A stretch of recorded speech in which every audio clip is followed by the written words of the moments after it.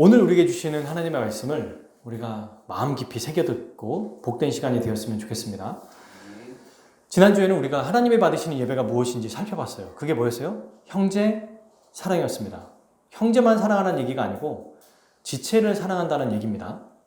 신자는 자기 일가 아닌 다른 사람을 사랑하며 사는 자예요. 중산층을 제가 예를 들면서 하나님이 인정하신 하나님의 백성의 기준이 뭐냐라고 얘기했어요. 그거는 형제 사랑이다 라고 얘기했습니다. 오늘 하나님이 받으시는 예배가 두 번째로 무엇인지 좀 살펴보려고 합니다. 4절 한번 읽어볼까요? 13장 4절. 모든 사람은 결혼을 귀히 여기고 순서를 더럽히지 않게 하라.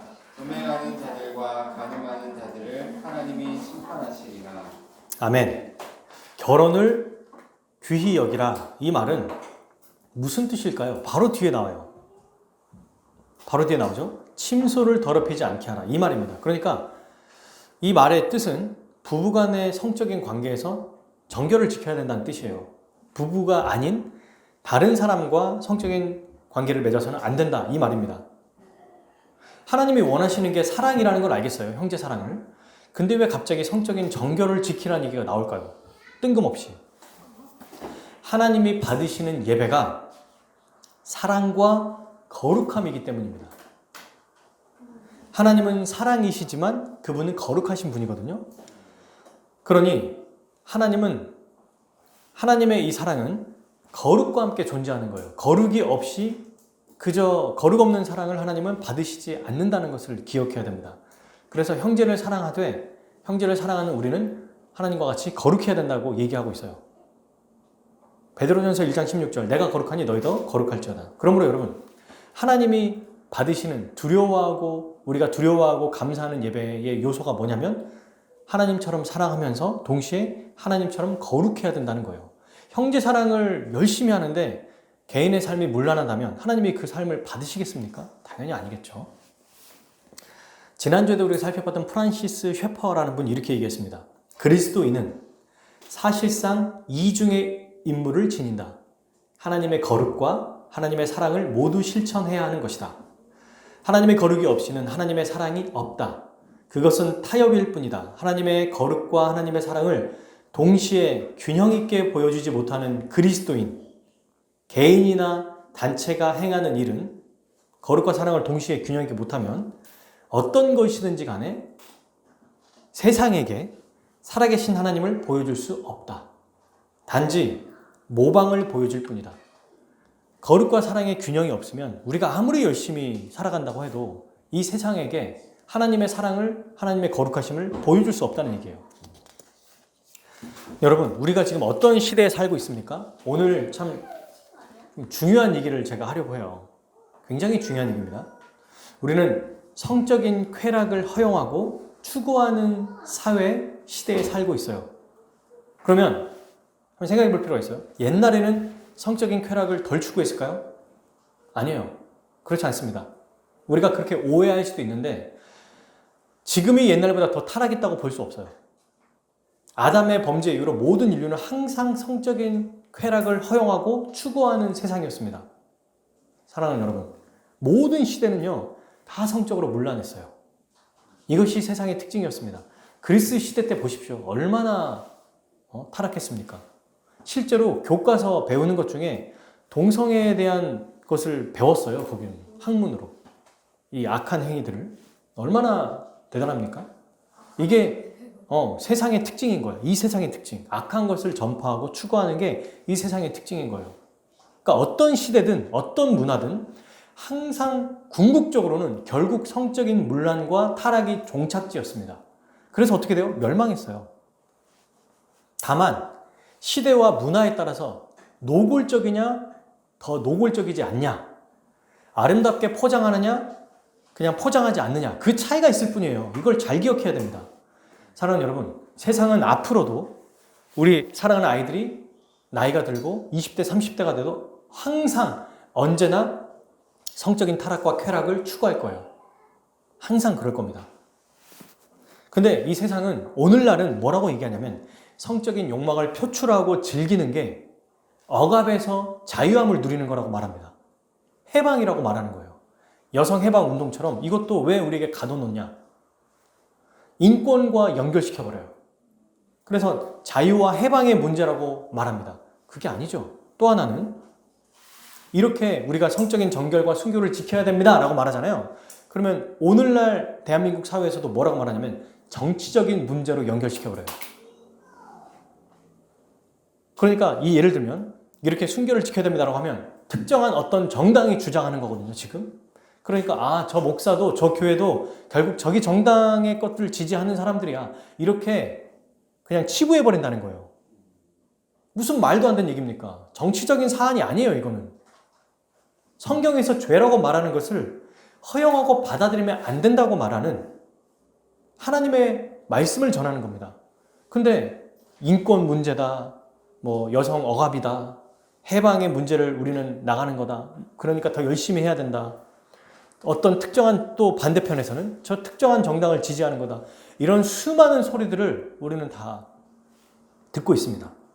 어차피 세상은 성경의 기준이 아니거든요. 타락한 본성에 쾌락에 맞춰져 있어요. 그러면서 뭐 어떻게 말하냐면 사탄은, 여러분 이걸 잘 기억하셔야 되거든요. 인간의 자율성, 이거를 추구하면서 하나님이 억압하시는 분으로 생각하게 만들어요. 교회는 너무 고리타분해. 저렇게 고지식할 때가 어딨어. 그러면서 말씀에 거부하는 게 우리의 행복과 자유를 증진시키는 거라고 생각해 만들어요. 그러니까 사탄은 결국에 뭡니까? 마지막의 전략은 우리가 타락하게 돼서 죄에 빠지는 거예요. 조금만 생각해 보면 범죄가 얼마나 아름답고 멋지게 포장하고 있다는 것을 알 수 있습니다. 정신을 조금만 차려보면요. 불륜, 성적인 쾌락, 새로운 늘 다른 상대와의 성적인 경험, 이런 게 다 죄인데 아름답게 포장하잖아요. 드라마 TV를 보십시오. 너무 아름다워. 너무 멋있어. 그리고 더 나아가서 여러분 부부간에도 서로 합의만 하면 다른 상대방과 그런 성적인 관계를 맺어도 된다고 말하고 있고요. 실제로 벌써 한 10몇 년 전에 어떤 연예인은 그걸 부부간에 서약을 했답니다. 다른 사람과 결혼했어도 얼마든지 즐길 수 있다는 거를. 영화에 Falling in Love라는 게 있거든요. 그런 영화가 있고요. 실제로 그런 얘기가 많죠. 사랑에 빠지는 것이 얼마나 아름답고 황홀한가. 여러분 이거 다 허상입니다. 하나님이 주시는 게 아니면 전부 다 가짜예요. 전부 거짓 우상이에요. 성적인 쾌락뿐만 아니라 우리가 아름답게 생각하는 로맨스 있잖아요. 꼭 그런 육체적인 관계만이 아니라 아름답게 생각하는 로맨스도 허상이라는 거예요. 왜? 하나님이 주시는 게 아니라면 로맨스에서 자기의 필요를 채우려고 하거든요. 우상이 돼버리는 겁니다. 거기서. 우리는 하나님의 말씀과 그분의 기준 안에 살아갈 때만이 참된 만족과 기쁨을 누릴 수 있어요. 이런 얘기하면 어때요? 구시대적인 발상, 고리타분하다. 저보고 아마 꼰대라고 할 겁니다. 사람들이. 작년에 우리나라에서 한 결혼 업체에서 여론조사를 하나 했거든요. 동거에 대한 설문조사를 했습니다. 근데 결혼 정년기인 사람들은 뭐 너무 이미 50% 이상이 동거하고 있고, 그거 말고 대학생 청년들이, 미혼들이 지금 동거하고 사는 비율이 어떤지를 파악해 봤어요. 2014년도가 71%였고 2021년도가 84.2%로 증가했답니다. 아마 여기서 체크 안 한 사람이 더 많을걸요. 이 중에 결혼을 약속한 애인과 결혼하겠다고 말하는 그 사람과 동거한 경험이 1년 이상이 30% 이상이에요. 이미 그냥 거의, 그러니까 요즘에 법적으로 무슨 얘기가 나오냐면 사실혼이라는 얘기가 나오잖아요. 이게 뭡니까 대체? 결혼하면 결혼한 거고 아니면 아닌 거지. 사실혼이 뭐예요 대체? 훨씬 더 많을 거라고 추측하는 거죠. 그러니까 자율성이라는 이름으로 우후죽순 성적인 전개를 완전히 망가뜨리고 있는 시대예요 지금. 자율성과 쾌락의 추구가 지금 어떤 시대를 만들었는지 아시죠? 초등학생들은 포르노그래피를 보고 잘못된 성을 배워요. 너무 쉽게. 중고등학생들은 하나의 즐기는 문화가 됐습니다, 이게. 그리고 그저 호기심으로 한두 번 해도 괜찮은 문화라고 생각하고, 얼마나 청소년의 범죄가 많습니까? 성적인 범죄자가. 이게 이 사람들을 어떤 범죄 심리학자가 파악해보니까 한 명도 빠짐없이 성범죄를 저지르는 사람들이 다 성중독자였대요. 음란물을 보고 구독하고 여기에 빠진 사람들이라는 겁니다.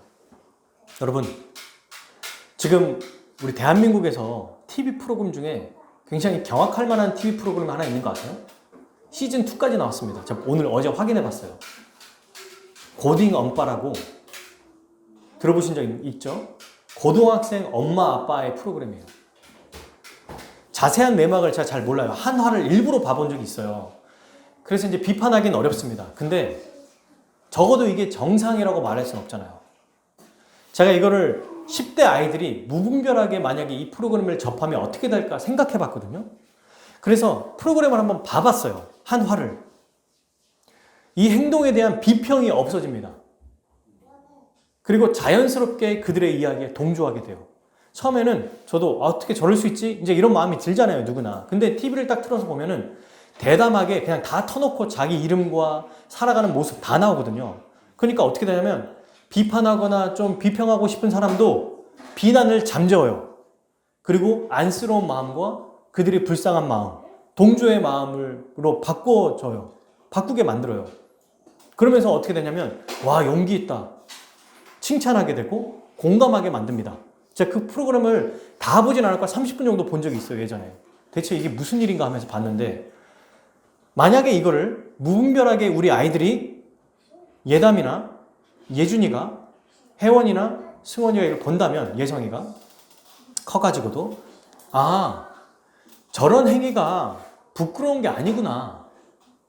오히려 비난하는 사람들이 나쁜 거 아니야? 이런 생각을 갖게 될 거예요. 그리고 또 혹시 내가 만약 저런 일이 벌어지면 나는 끝까지 책임져야지. 이런 생각을 갖게 된다는 거예요. 진짜 무서운 겁니다. 저는 여기에 나와 있는 분들을 비난할 생각이 없어요. 근데 이런 프로그램들이 나오면 성의 기준이 완전히 무너져요. 공감대를 만들어서 이런 행동들이 괜찮다는 생각으로 바꿔버리는 겁니다. 이게 TV뿐일까요? 사랑하는 여러분, TV뿐입니까? 아니에요. 가요, 가사들을 보세요. 춤 내용을 보세요. 랩의 내용을 보세요. 드라마의 내용을 보세요. 영화의 내용. 너무 자연스럽게 이번 주에 봤던 그 복싱하는 영화를 제가 하나 봤거든요. 근데 거기에도 이미 같이 살고 있어요. 외국 영화니까. 그리고 임신을 했어요.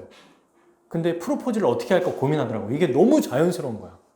너무 신기한 거는 그 각각의 부모님들도 결혼도 안 했는데 그 방에서 같이 기거하는 거를 너무 자연스럽게, 그러니까 부모님의 집에 찾아가서 인사하러 간 건데 부부가 아니거든요. 근데도 거기서 같이 그냥 잠자리를 같이 하는 것을 너무 자연스럽게 생각하는 거예요. 그 부모들도. 그걸 보면서 애들이 어떻게 생각할까? 아, 이건 너무 자연스러운 거다라고 생각하지 않겠는가라는 겁니다. 이런 얘기를 한 번쯤 들어봤을 거예요. 저는 제가 들은 얘기 중에 이런 게 있었어요. 남자는 군대 가기 전에 반드시 한 번쯤은 성적인 경험이 한 번 있어야 된다. 20세가 될 때 성인식이 치러지는 그때 이 성적인 경험이 최고의 선물이다. 외국에는 여러분 프롬이라고 하는 게 있어요. 프롬. 그 졸업 파티라고. 이 고등학교 졸업 파티가 어떤 이 성적인 경험을 한 번 하게 되는 그런 일들이라고 얘기하죠. 이때 못하면 약간 우리나라로 말하면 소외된 아웃사이더라고 취급돼요. 그리고 또 이런 얘기도 있죠. 사랑하는 사람과 관계를 맺는 것은 괜찮다. 결혼 전에 성적인 취향이나 부분이 맞는지 확인해 봐야 된다. 서로 잘 맞는지 안 맞는지 결혼 전에 이런 경험을 해봐야 된다. 충분히 결혼 전에는 즐길 수 있다. 결혼과 연애는 별개다. 결혼 전에는 충분히 이 남자 저 남자 사귀고 관계를 맺어봐야 진짜 사랑하는 사람 만날 수 있다. 결혼 전에 돈 버는 필수다. 목사인 제가 들어본 것만 해도 이 정도예요. 모르는 게 훨씬 많겠죠? 오늘날 제가 몇 개 좀 인터넷을 뒤져 찾아보니까 무슨 얘기가 있냐면 청소년들이 하는 얘기예요. 지금까지 경험이 없다고? 천연기념물이다. 지금까지 경험 없는 건 네가 인기가 없어서 그런 거다. 아직도 경험이 없다는 건 너 혹시 몸에 문제가 있는 거 아니냐? 이렇게 얘기한답니다. 지금. 얼마나 노골적이고 당당한가. 부끄러움을 모르는 시대예요, 여러분. 수치심을 모르는 시대입니다, 지금이. 근데 문제는 교회의 자녀들도 이 문제에서 자유로울 수 없다는 거예요. 제가 그냥 들은 거 말고 제가 경험한 많은 교회 안에서도 이 문제로 굉장히 어려운 일들이 발생했어요. 10대, 대학생, 청년 할 것 없이 이 문제에 많이 빠졌습니다.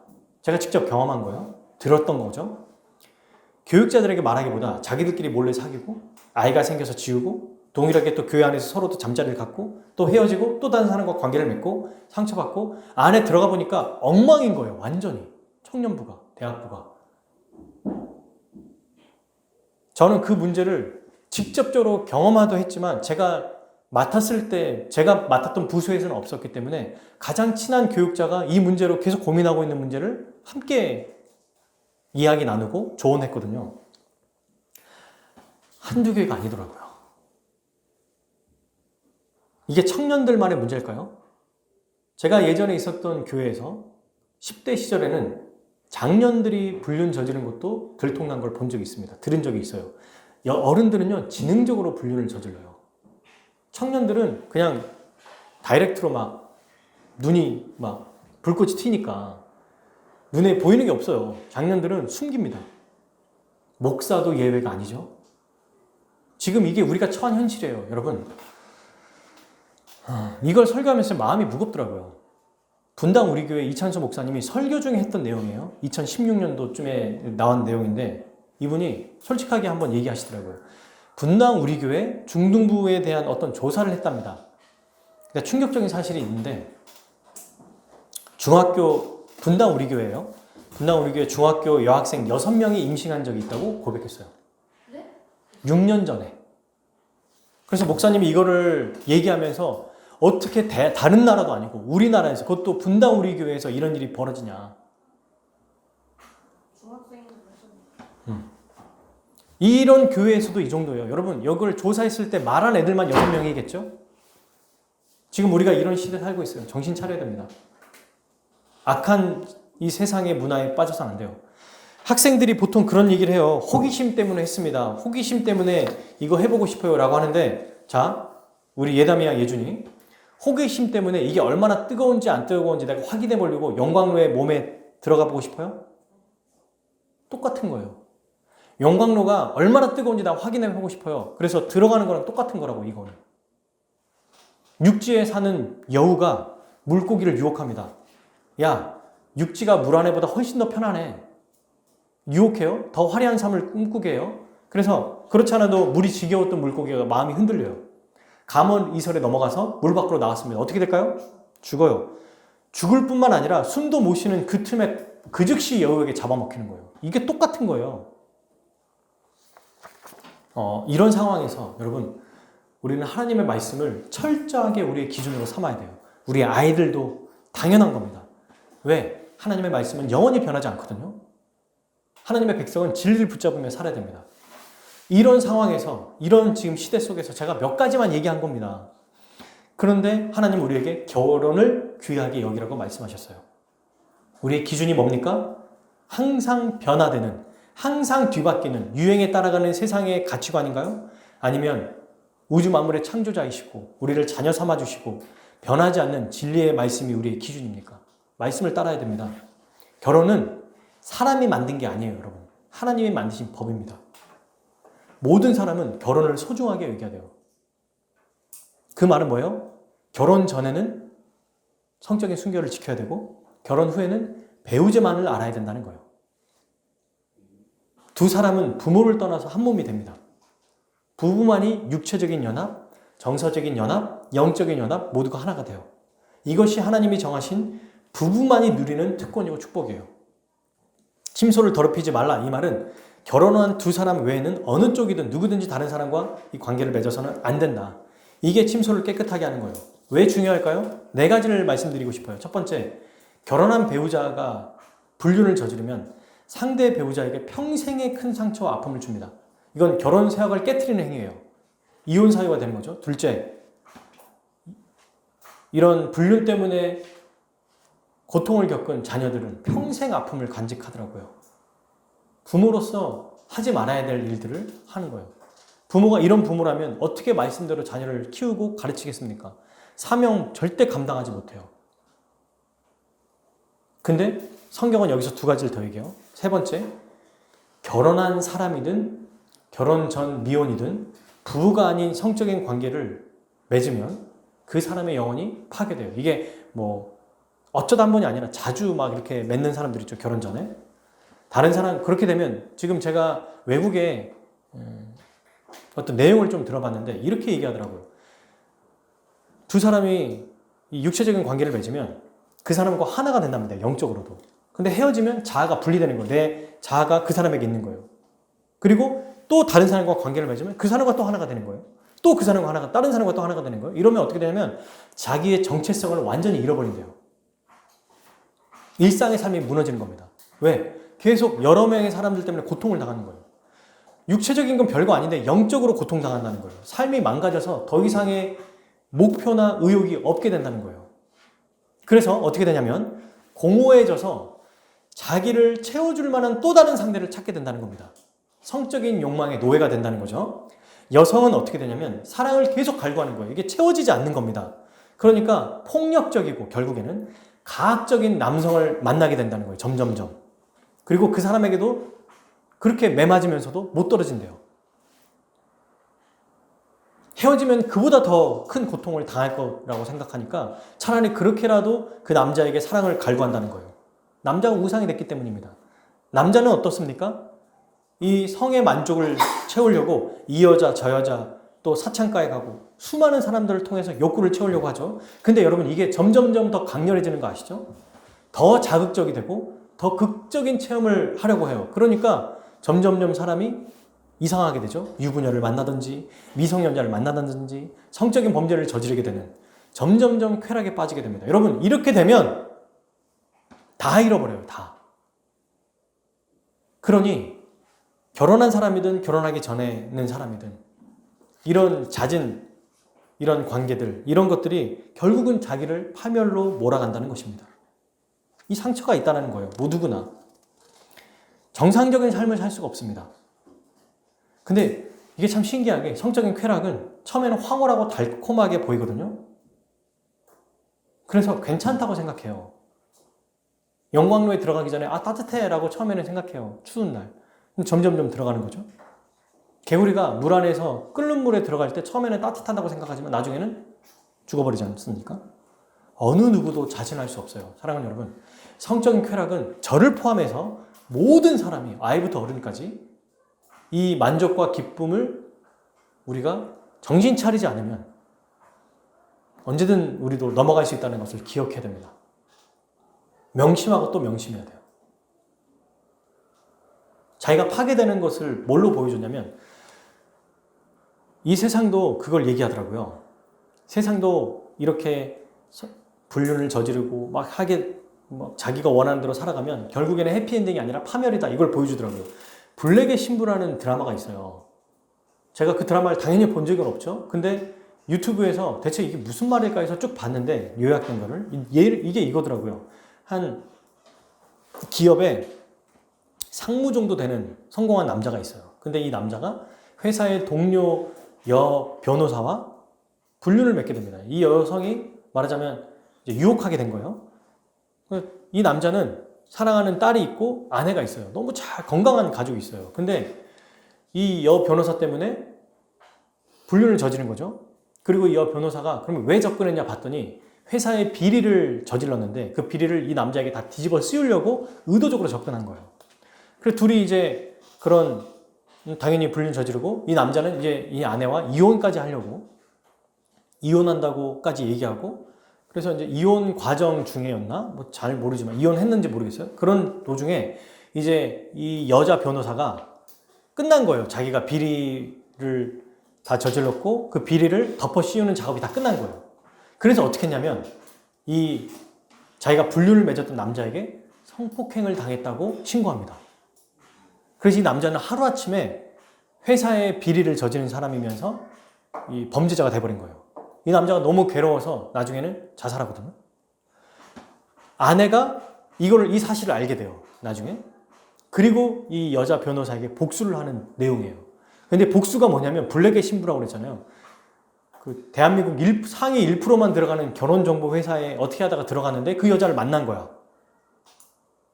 그래서 이 여자에게 복수하는 더 이 여자가 좋아하는 그 남자 혹은 이 여자에게 그 자리에서 이제 폭로하려고 하는 이제 이런 내용입니다, 이게. 세상도 불륜이 있고 이혼한 사람을 훌륭하게 보지 않는다는 거예요. 영화 감독 중에 젊은 배우와 불륜을 저지르는 감독이 있거든요. 지금도 구설수에 오르거든요. 김남준 목사님의 책 중에 제가 몇 번 언급드린 적이 있을 거예요. 어떤 주경교회에 존경받는 은퇴를 앞둔 한 70세 되는 목사님이 계셨대요. 70년 동안, 그러니까 몇십 년, 30년 넘게 아마 사역하셨던 것 같아요. 얼마나 존경받고 훌륭하십니까? 근데 은퇴를 앞두기 얼마 전에 교회 20대 초반 여성과 불륜에 빠진 거예요. 바람난 겁니다.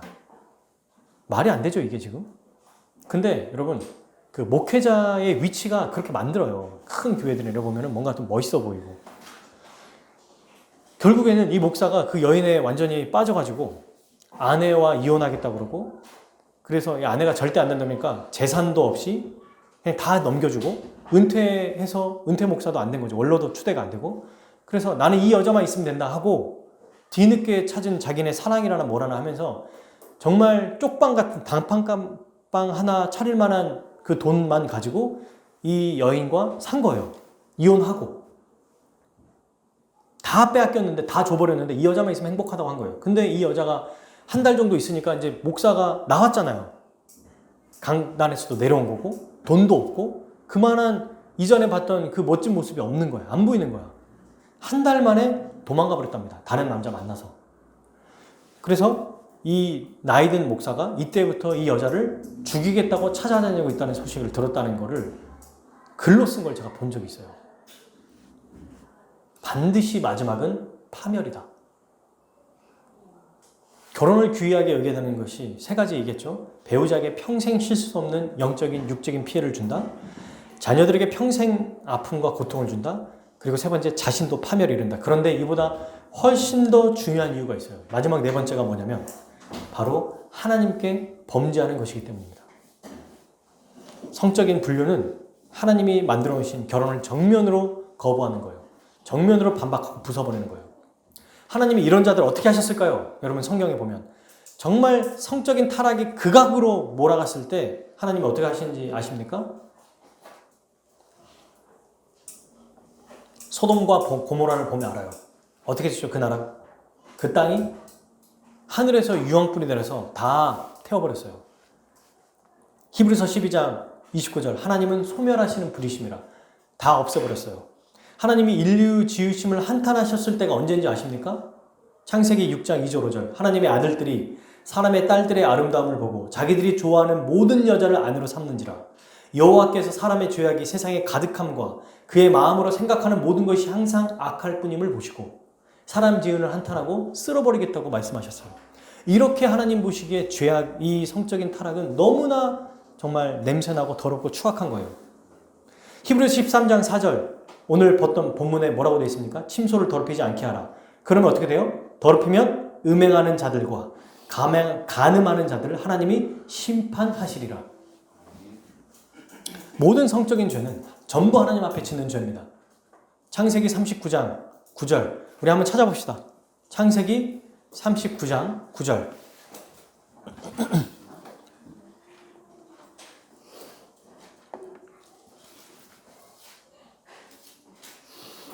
창세기 39장 9절 같이 읽겠습니다. 시작. 이 집에는 나보다 큰 이가 없으며 주인이 아무것도 내게 금하지 아니하였어도 금한 것은 당신뿐이니 당신은 그의 아내이니라. 그런즉 내가 어찌 이 큰 악을 행하여 하나님께 죄를 지으리니까. 아멘. 지금 이 요셉의 이야기에 보디발의 아내가 유혹했을 때 이 성적인 죄를 짓지 않겠다라고 말했는데 뭐라고 얘기해요? 제일 마지막에 내가 누구 앞에서 죄를 짓지 않겠다? 하나님께 죄를 지을 수 없다라고 얘기해요.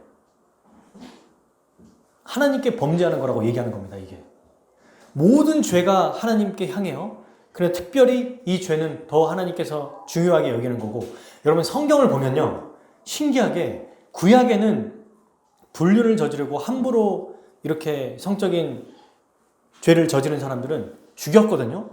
구약에서는. 신약에서는 하나님 나라에 들어가지 못하는 사람의 열거 중에 반드시 나와요. 음행하는 자가. 저는 그래서 아니 왜 이게 꼭 뜬금없이 음행하면 죽는다. 이런 얘기가 왜 나올까 생각했는데 이만큼 하나님이 이것을 귀하게 보신다는 거예요. 왜? 우리는 한 사람과 연합하고 그 안에서 하나님의 은혜로 살아가게 하셨는데 그게 안 된다는 겁니다. 사랑하는 여러분, 결혼한 사람이든 아직 미혼이든 성적인 순결을 지켜야 돼요. 왜? 하나님 앞에서 우리의 몸을 거룩한 산 제사로 드려야 되거든요. 우리 몸을 받으십니다, 하나님이. 몸을 받으신다고요, 몸을. 우리의 몸이 하나님의 것이에요. 신자는 성령 하나님이 거하시는 하나님의 전입니다. 고린도전서 6장 19절 너희 몸은 너희가 하나님께로부터 받은 바 너희 가운데 계신 성령의 전인 줄 알지 못하느냐. 너희는 너희 자신의 것이 아니라. 성적인 죄를 짓는 건 우리 안에 있는 외부가 아니라 우리 안에 있는 하나님의 성전을 파괴시키는 행위예요. 절대로 몸으로 짓는 죄를 가볍게 여기서는 안 됩니다. 이게 너무 중요합니다. 잠언은 이렇게 얘기하고 있어요. 5장 15절 너는 내 우물에서 물을 마시며 내 샘에서 흐르는 물을 마시라. 어찌하여 내 샘물을 집 밖으로 넘치게 하며 도랑물을 거리로 흘러가게 하느냐. 그 물이 내게만 있게 하고 타인과 그것을 더불어 나누지 말라. 내 샘으로 복되게 하라. 이 샘이 뭐냐라고 할 때 내가 젊어서 취한 아내라고 말해요. 젊어서 취한 아내를 즐거워라. 그는 사랑스러운 암사슴 같고 아름다운 암노루 같으니 너는 그의 품을 항상 족하게 여기며 그의 사랑을 항상 연모하라. 내 아들아 어찌하여 음녀를 연모하겠으며 어찌하여 이방 계집의 가슴을 안겠느냐. 대저 사람의 길은 여호와의 눈앞에 있나니 그가 그 사람의 모든 길을 평탄하게 하시느니라. 악인은 자기의 악에 걸리며 그 죄의 줄에 매이나니. 뭐라고 말해요? 언약 관계에 있는 하나님이 허락하신 그 부부 안에서만이 참된 행복과 기쁨을 누릴 수 있다. 그렇지 않으면 다 이것은 하나님의 눈 밖에 벗어나는 것이다. 그래서 마지막에 어떻게 돼요? 악인은 자기의 악에 걸린대요. 죄의 줄에 매인답니다. 자기 스스로 악에 빠지고 자기 스스로 올무에 들어가는 거예요. 올무가 뭔지 아시죠? 사냥감을 놓을 때 덫인데 그 덫에 자기가 직접 들어가는 거라고 이게. 모르고 가서 빠진 게 아니라 덫이 저기 있는데 알고도 가는 겁니다. 그게. 오늘날 이 말씀을 우리에게 주신 이유가 있다고 봐요. 너무너무 중요하다. 우리 아이들에게도 미처 생각하지 못했던 우리 아이들도 정말 이 부분을 너무 중요하게 생각해야 된다. 특별히 우리 아이들이 지금 초등학생, 중학생이잖아요. 교회에서, 집에서 철저하게 이걸 알려주고 우리가 가르쳐야 된다. 근데 여러분 이게 다가 아닙니다. 몸만 우리가 지키는 게 아니라 예수님은 여기서 한 단계 더 나아가시죠. 신장님은 한 단계 더 나가야 돼요. 몸으로 죄 안 지니까 괜찮다가 아니에요. 예수님은 마태복음 5장 27절 28절 이렇게 말씀하시죠. 또 간음하지 말라 하였다는 것을 너희가 들었으나 나는 너희에게 이르노니 음욕을 품고 여자를 보는 자마다 마음에 이미 간음하였느니라. 몸을 지키는 것과 동시에 마음과 생각까지 지켜야 된다고 얘기하고 있어요. 음란한 마음과 생각을 갖지 말아야 됩니다. 나는 몸으로 죄 안 지으니까 그냥 음란 사이트나 동영상 이런 거 보면 그냥 제가 만족하렵니다. 이렇게 되면 이거 역시 동일하게 우리 주님이 보신다는 겁니다. 남자든 여자든 몸을 지켜야 될 뿐만 아니라 우리의 마음과 생각도 지켜야 된다고 얘기하고 있어요. 하나님은 우리의 중심을 보세요. 우리의 악한 습관들과 생각들이 있지 않습니까? 단호하게 끊어버려야 됩니다. 내 남편, 내 아내만을 생각하고 즐거워해야 돼요. 이렇게 우리가 배우자를 진심으로 사랑하고 존중하면 우리는 정말 영적으로 깊은 은혜를 누릴 거예요. 여러분 이게 결혼이 뭐냐면 처음에는 사랑하고 이 성적인 이 끌림도 있어요. 이게 없으면 어떻게 결혼하겠습니까? 근데 그 기쁨을 누리다가 이제는 부부는 그 안에서 더 한 단계 나가는 거예요. 영적인 우리 주님이 주시는 기쁨으로 살아갈 때 훨씬 더 이 기쁨이 크고 풍성하거든요. 왜요? 육체적인 즐거움은 얼마 가지 않아요. 그러니까 그것 때문에 결혼한 사람은 이후에 또 다른 여자를, 다른 남자를 보게 된다는 겁니다. 안 돼요, 그래서는. 죄를 멀리하고 믿음으로 하나 될 때 성적인 기쁨보다 훨씬 더 깊고 풍성한 즐거움이 있는 거예요. 여기까지 가기를 원하십니다, 우리 주님은. 자, 그러면 끝으로 아직 결혼을 하지 않는 우리 싱글 남녀와 우리 자녀들은 어떻게 해야 되는가? 동일하게 적용할 수 있어요. 청년 때, 젊을 때에 더 이 열정이 넘치고 이 호르몬이 왕성하기 때문에 이것을 그저 허용해서는 안 됩니다. 쾌락을 쫓아서는 안 되게 얘기해야 돼요. 다른 것으로 눈을 돌리게 해야죠. 운동을 하게 한다든지 같이 또 이런 것들을 솔직하게 나누게 하면서도 잘 이겨낼 수 있는 방법을 추구해야겠죠. 육체적 탐닉을 쫓아가는 건 진정한 사랑이 아니라는 걸 알려줘야 돼요. 성을 상품화하고 일회용품 쓰는 것처럼 만들어서는 안 됩니다. 얼마나 고통스러운지를 보여줘야 되고 알려줘야 됩니다. 성적인 기쁨은 하나님이 허락하신 합법적인 결혼 안에서 누려야 된다는 것을 말해줘야죠. 너무 사랑해서 막 참을 수가 없어. 그럼 어떻게 될까요? 빨리 결혼해야죠. 이게 정답이에요. 빨리 결혼해야죠. 그래서 실제로 20대 초반 정도 됐을 때 결혼시켰대요, 다. 우리나라 사람들도 빨리 결혼했지 않습니까, 다. 예전에. 결혼하지 않는 청년과 우리 학생들이 또 하나 알아야 될 게 있어요. 그럼 육체적인 즐거움 말고 정신적인 사랑과 로맨스는 괜찮은 거 아닐까요? 아니에요. 아까도 말했지만 육체적이든 정신적이든 고상하든 그게 상대방을 통해서 내 필요를 채우려고 하면 항상 실패합니다. 결혼한 부부도 마찬가지예요. 권태기가 오고 서로 더 이상 짜릿한 느낌이 없고 편안해지고 막 룸메이트라고 하잖아요. 요즘에는. 새로운 사람을 찾아가야 된다라는 이런 마음, 다시 내 연애 세포가 살아났으면 좋겠어. 이런 얘기를 하고 있지 않습니까, 사람들이? 그러면 큰 화를 당해요. 반드시 파멸의 길로 갑니다. 결혼은 사랑으로 시작하지만 의지로 유지되는 거예요. 감정이 아니고 의지입니다. 의지. 또한 하나님을 통해서만 진정한 필요가 채워지거든요. 근데 이걸 다른 데서 채우는 거죠. 오감을 통해서 채우려고 해서는 안 됩니다.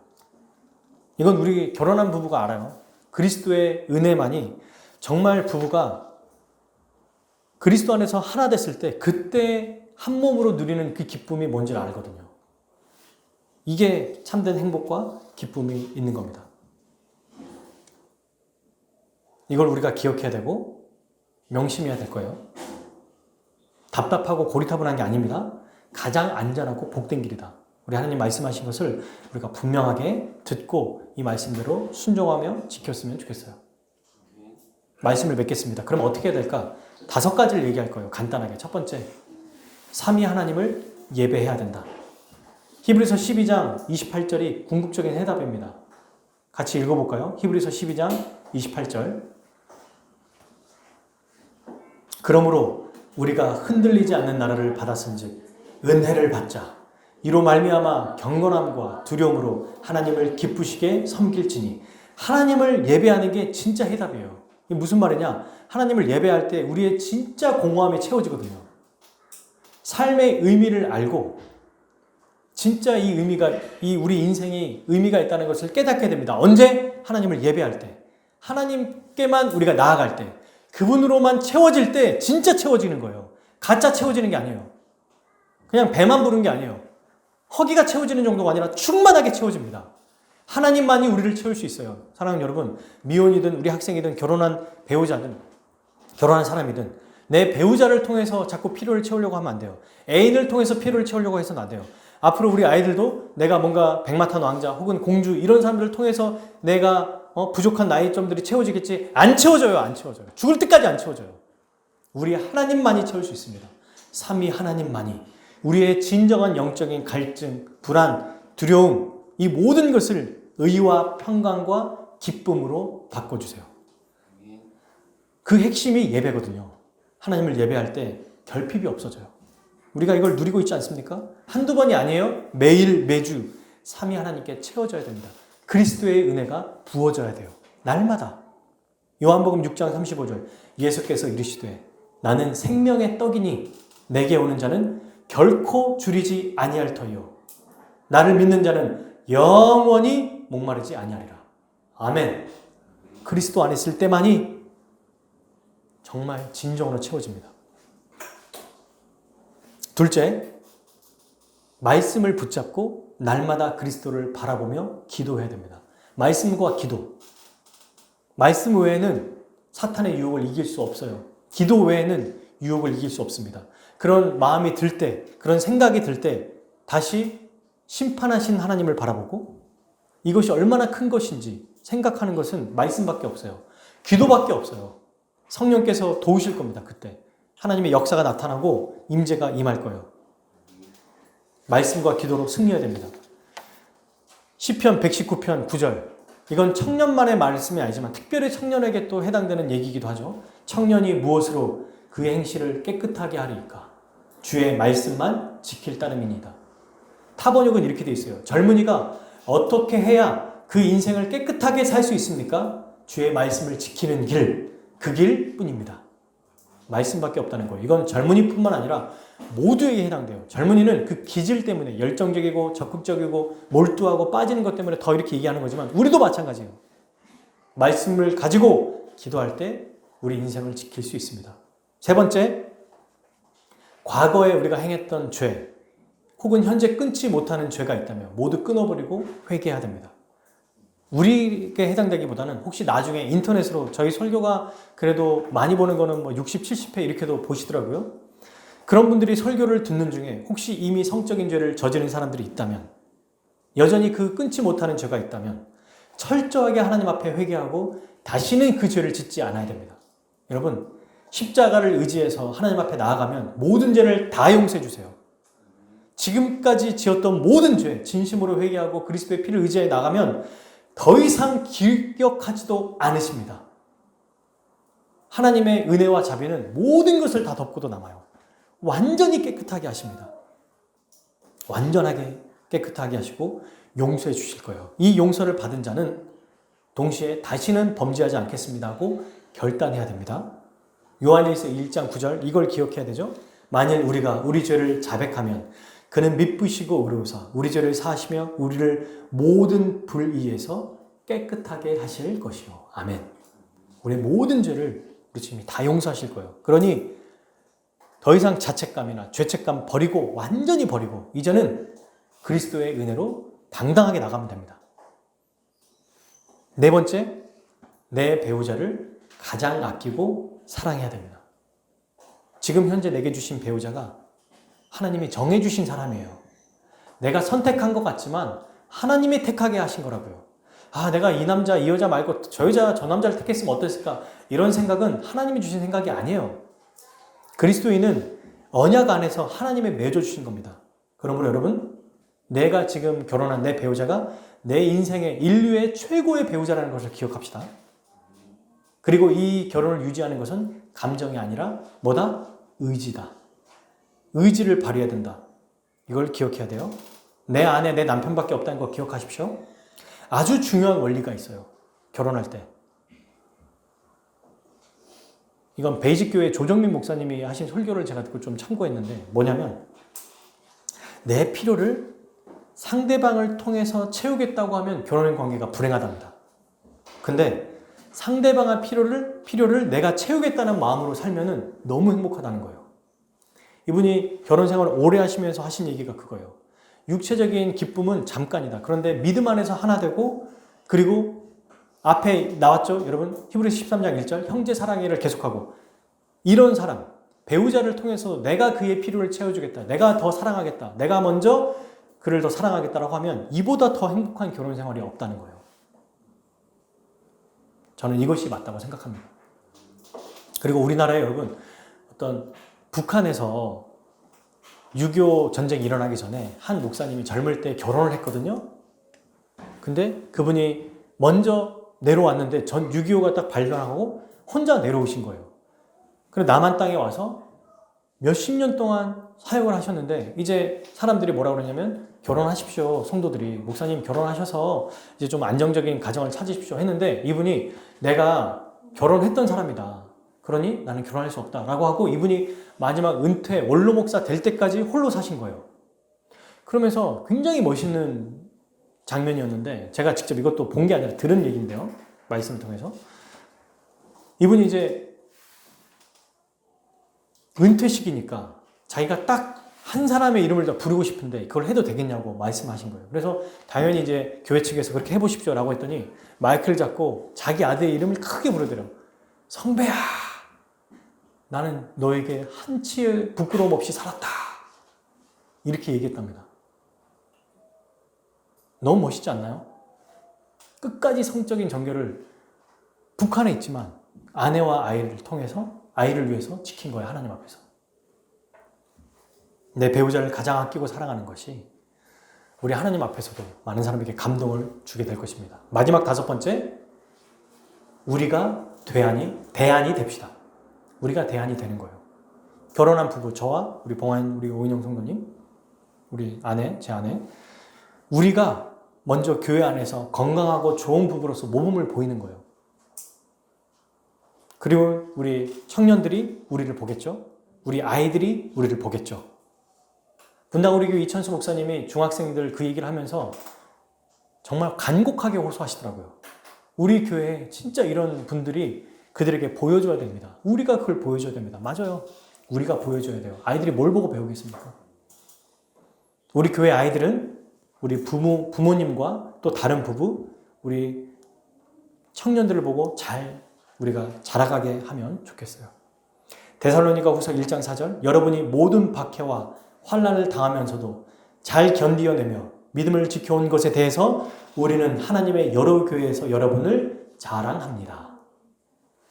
믿음을 지켜온 것에 대해서 여러 교회에게 자랑이 되는 우리 교회, 우리 화목교회 성도들 되기를 주님의 이름으로 축복합니다.